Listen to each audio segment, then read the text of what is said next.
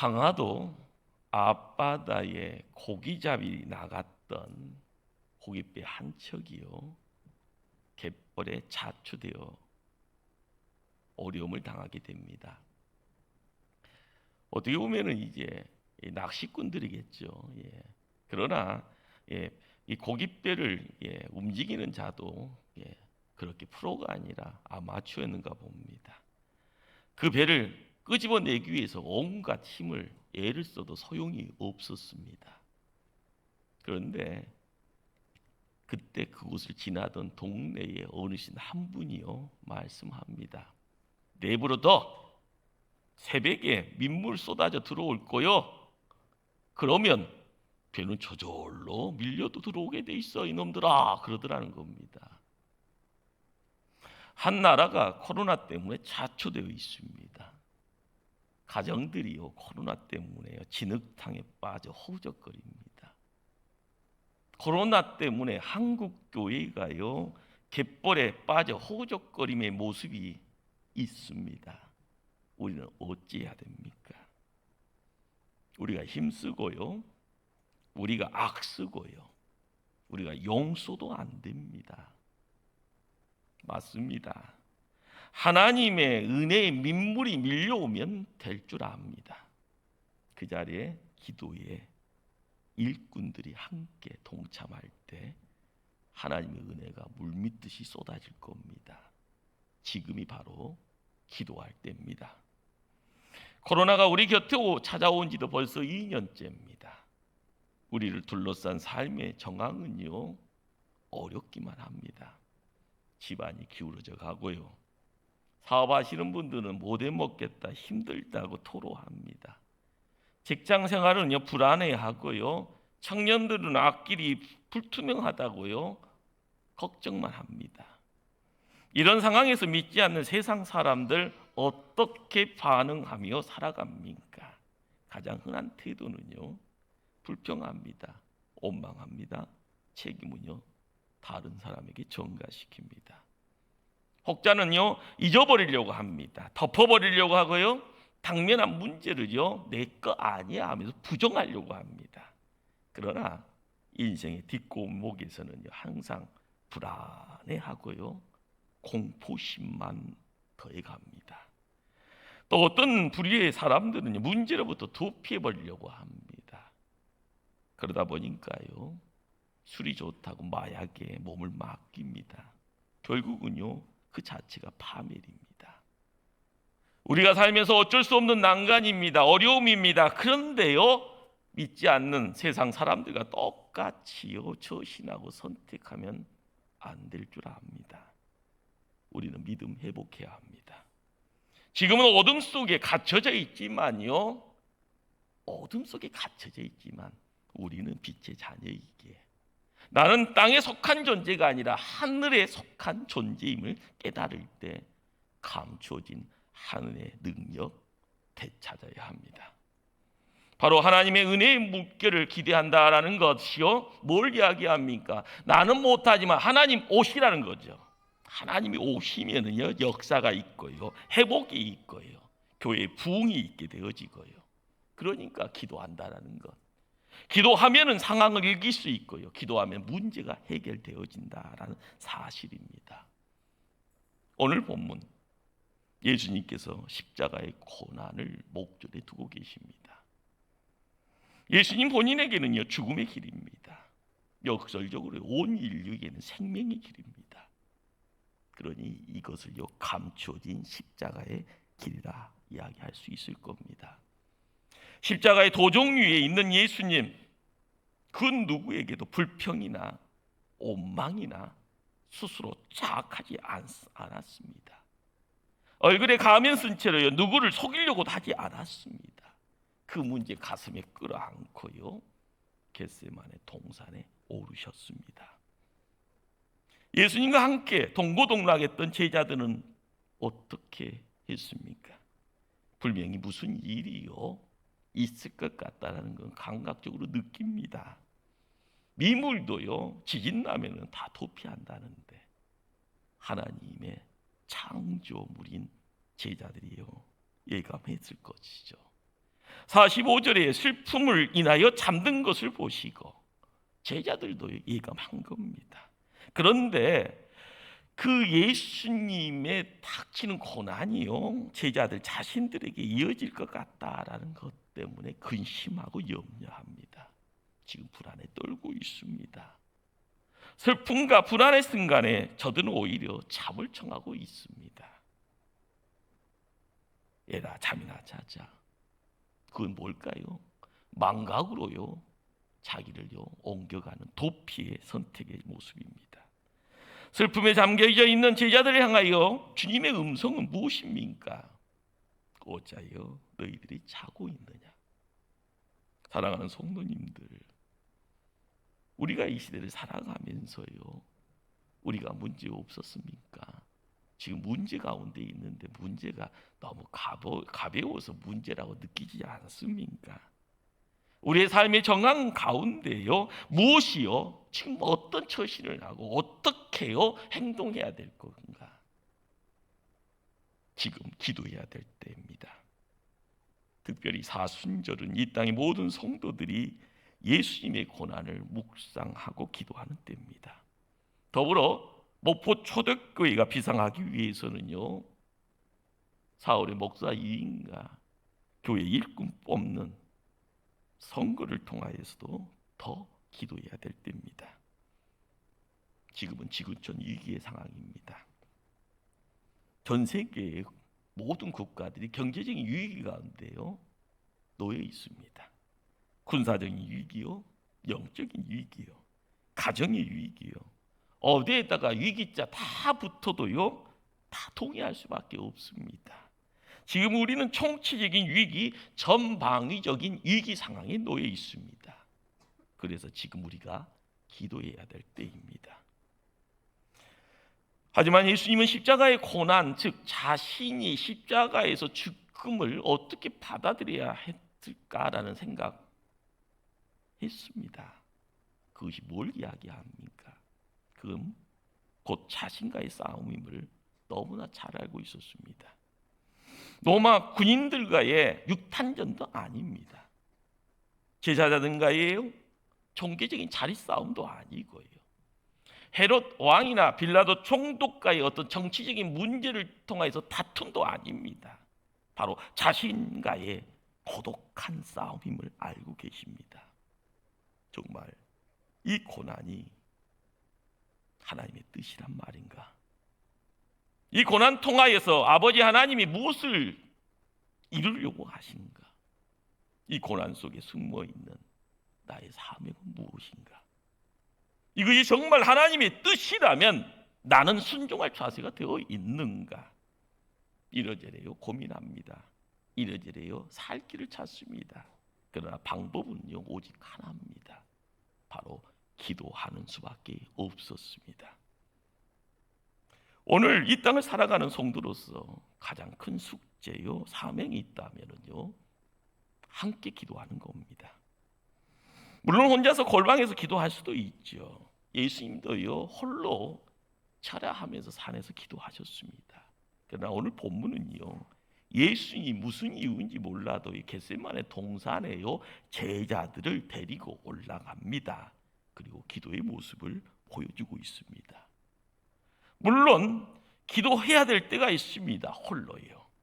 남모르는 아픔이 있으니 혼자 가슴이 끌어안고요 눈물 씻습니다. 골방 들어가서 문 때려 잠그고요 홀로 대성통곡할 수 있습니다. 티내지 않고요 얼굴에 분칠하고요 금식하면서 목숨 내걸고 기도할 수 있습니다.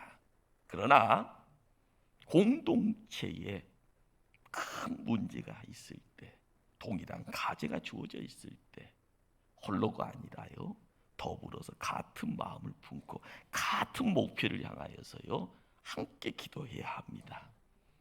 함께 모여 기도할 때는요 하나님은 특별한 은혜와 능력 주십니다. 그때에 내 육신 옮겨놓기만 해도요 그 자리에 앉아있기만 해도 하나님 능력 주십니다. 그 기도의 물결이에요 한 입만 해도요 하늘의 은혜가 물밀듯이 밀려올 겁니다. 함께 기도를 통하여서 그 영적 하늘의 경험을 함께 경험할 수 있기를 바랍니다. 사랑하는 성도님, 부부가 함께 손잡고 함께 기도합시다. 가정의 어린 자녀들, 장성한 자녀들, 손주들과 함께 기도합시다. 목포 초대교회가 일어나 이 민족 살려달라고 외치면서요, 임박한 부흥 위에서 함께 기도합시다. 성령 받은 사람들이 합심하여 기도하면 하늘의 문이 열립니다. 이 땅에 내가 가장 연약한 사람처럼 보이지만 우리가 손에 손 붙잡고 기도하면 하늘의 신비한 권능이 우리 것이 되어지고요, 그것의 주인공이 될 줄 믿습니다. 할렐루야. 겟세마네 동산에서 우리 주님이 기도하신 목적이 무엇이었을까요? 하나님의 뜻을 이루기 위함입니다. 예수님 본인이요, 십자가의 죽음이 정말 하나님의 뜻이었을까? 내가 직면한 십자가의 죽음을 내가 어떻게 순종해야 할까? 기도하는 소극적 이유는요, 그 일을 이루기 위해서요, 시험에 들지 않기 위함이고요, 가장 적극적인 뜻은요, 하나님의 뜻을 이루기 위함입니다. 예수님께서 하나님의 뜻을 몰라서 기도했을까요? 아닙니다. 지금 예수님은 기도로 하나님의 뜻을 이루고자 합니다. 구약 성경을 읽다 보면은요, 하나님께서 종종 많은 장을 하려 합니다. 그리고 시온의 회복을 약속하고 있음을 보게 됩니다. 내 사랑하는 백성들이 지금 고통 중에 시름하고 있구나. 저들의 신음소리를 내가 들었다. 저들을 시온성 예루살렘을 향하여 발걸음 옮기게 하리라. 내가 그들을 회복시키리라. 이런 말씀이 반복적으로 등장을 합니다. 지금 그들이 끌려가 고통 중에 피 흘리고 시름하고 고통 가운데 빠져 있지만 내 백성 예루살렘 시온성으로 돌아오게 할 것이라. 시온을 회복해 주신다는 그 약속, 우리의 삶에도 동일하게 찾아옵니다.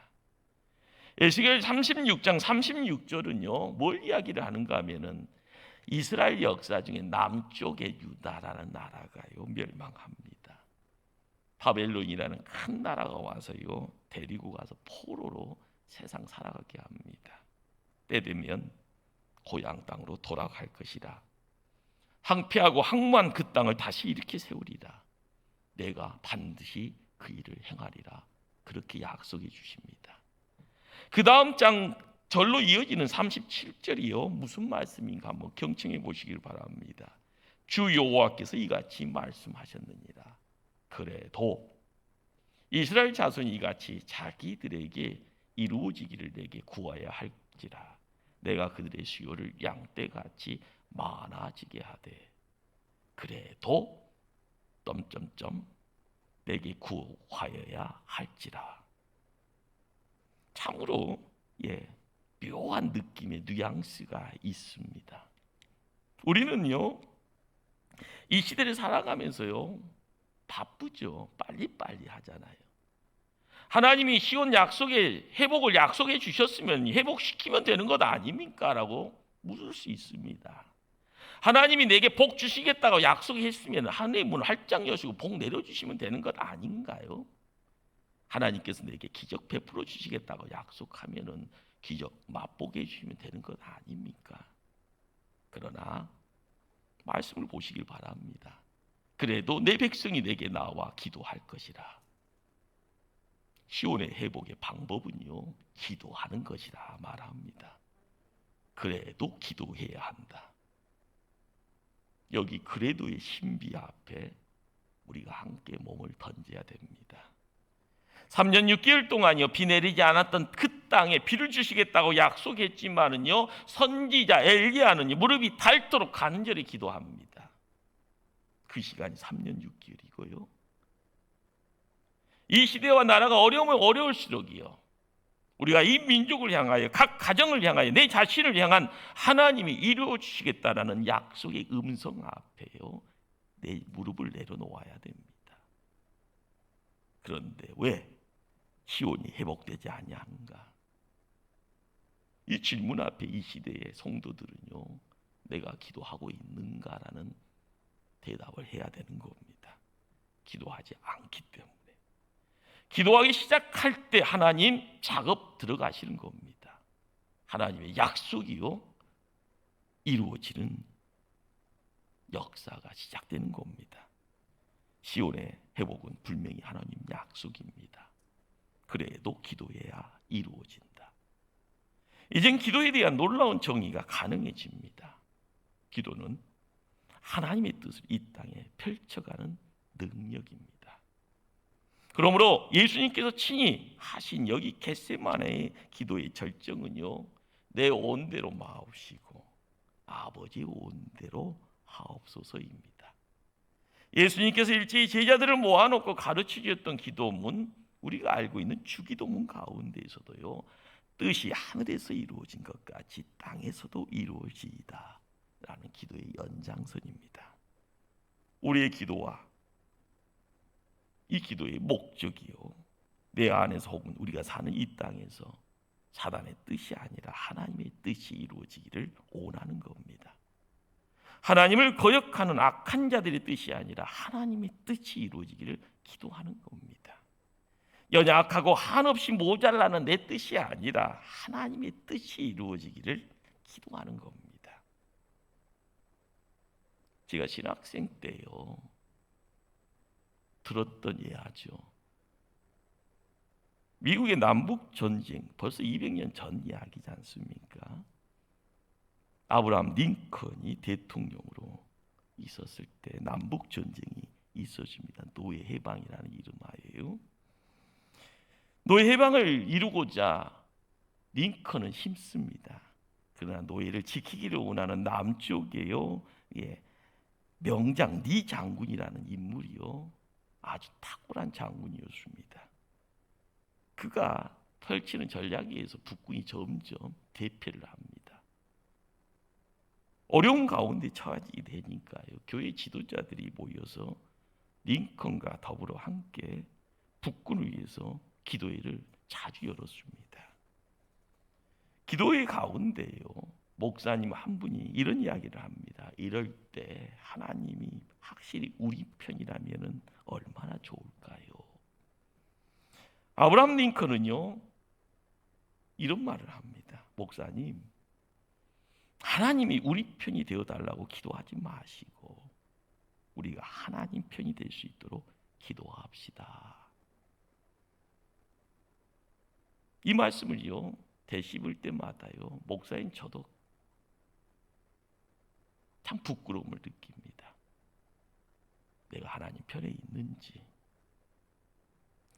우리는 항상 세상 살면서요, 내가 앞서가고 예수님 뒤쫓아오기를 원합니다. 내가 문제액을 다 하고요, 시온에 되려고 활짝 열렸으세요. 승승장구처럼 내가요, 어깨에다 힘주고요, 이마박에다가 금 칠하고 나가는 듯한 그런 모습 속에 항상 하나님 뒤쫓아오기를 원합니다. 아닙니다. 하나님 앞서가는 곳에 뒤쫓아야 됩니다. 사람이 많은 곳에요, 하나님 복 주시는 것처럼이 아니죠. 내가 있는 것이 애롭고요, 강할같이요, 쓸쓸함이 있고요, 고통 가운데 내 삶의 모습들이요 망가지는 것처럼 있더라도 내 앞에 하나님 계시면은요, 세상 바뀌는 겁니다. 그때는 힘들더라요. 나중 되면은요, 바꾸어지는 겁니다. 그렇습니다. 기도는요, 하나님 내 편이 되고 내 뜻을 따르는 것이 아니라 내가 하나님의 뜻을 알고 그 하나님의 뜻을 따르는 것입니다. 할렐루야. 하나님의 뜻을 알기에 우리는 기도하는 겁니다. 하나님께서 이루어 주실 것을 믿기에 우리는 기도하는 것입니다.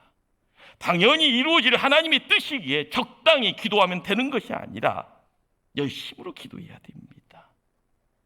우리가 부족한 우리의 기도를 통해서 하나님의 큰 뜻을 이루어가겠다라고 몸부림쳐야 됩니다. 비상한 축복을 위해서는요, 비상한 기도의 태도가 필요합니다. 유대인들 종종요 서서 기도하지요. 예수님이 이 땅에 오셨을 때도요, 그런 유대인의 모습들을요 이렇게 나무라지 않습니까? 눈을 뜨고요 하늘을 바라보고 손을 넓게 하늘을 바라보면서 창궁에다가 올려놓고요 하나님의 이름을 높이며 감사 기도드리는 모습들입니다. 어떻게 보면 유대인들의 납비들의 어떤 드러내미 모습이죠.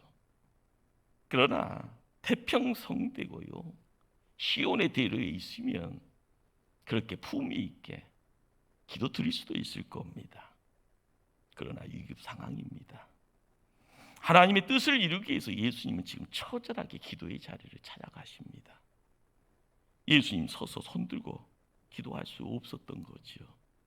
멋지게 폼 잡고 기도할 수 없었던 겁니다. 무릎 꿇고요 땅에 엎드려 몸부림치며 절규하며 기도합니다. 그래서 본문 41절은요 예수님 무릎 꿇고 기도하여라고 기록합니다. 그 기도의 자리가 너무나 비참하게 여겨지니까 43절에서는요 천사가 하늘로부터 예수님께 나타나 힘을 더하더라고 또 기록합니다. 이어지는 44절에는요 얼마나 처절하게 매달려 하나님 앞에 몸부림치고 기도했는지요 땀이 땅에 떨어져 핏방울같이 되더라라고 기록합니다.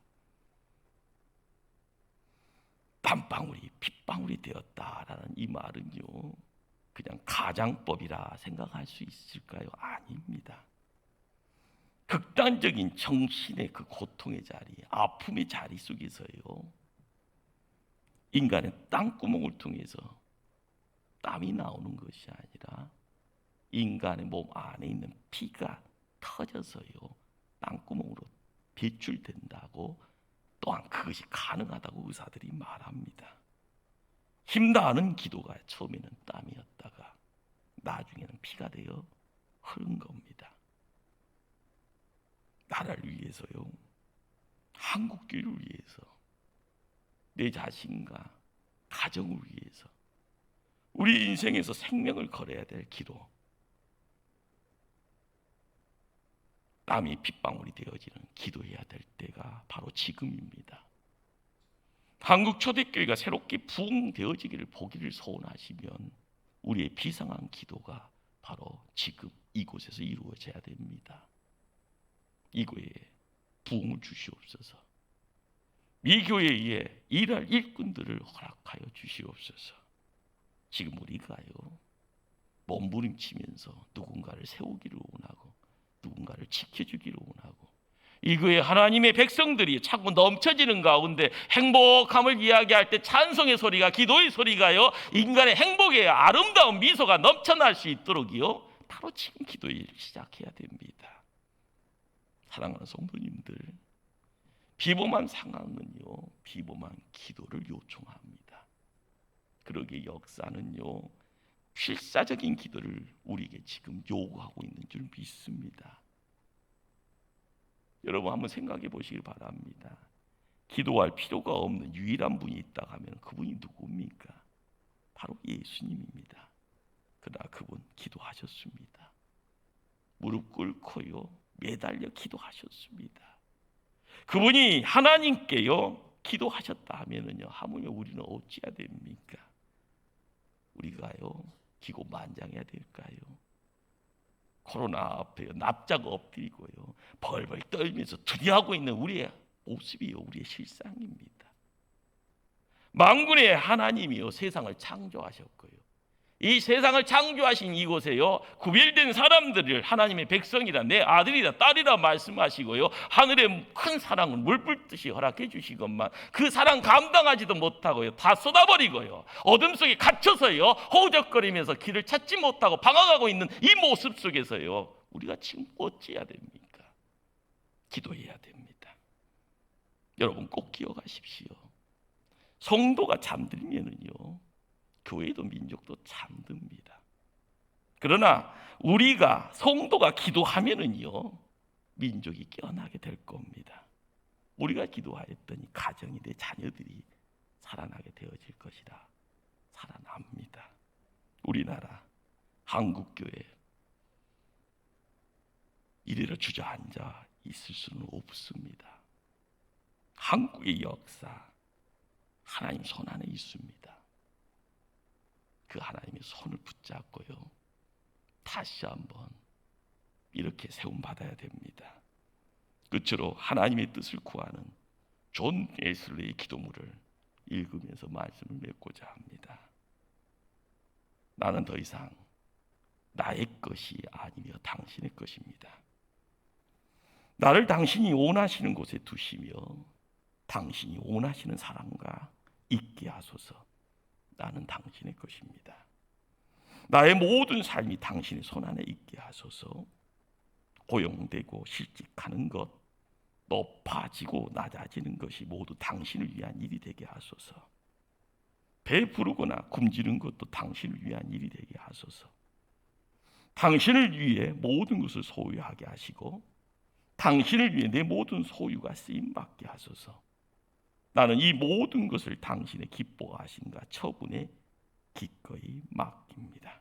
오 영화롭고 거룩한 하나님, 성부, 성자, 성령님이시여, 오직 당신은 나의 하나님이시며 나는 당신의 것입니다.